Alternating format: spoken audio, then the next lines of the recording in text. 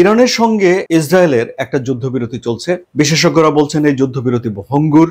এই যুদ্ধবিরতি কি একটা স্থায়ী হয়ে যাবে কিনা সেটি একটি জানার মতো বিষয় রয়েছে।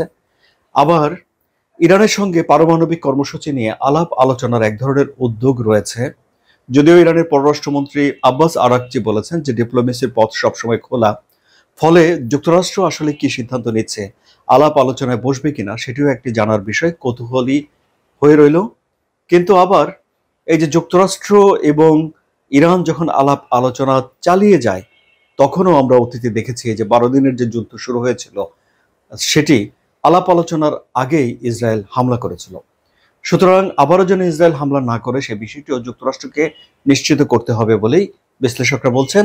এবং এই সব কিছু মিলে একটা গুরুত্বপূর্ণ বৈঠক হলো ডোনাল্ড ট্রাম্প এবং নেতানিয়াহুর মধ্যে।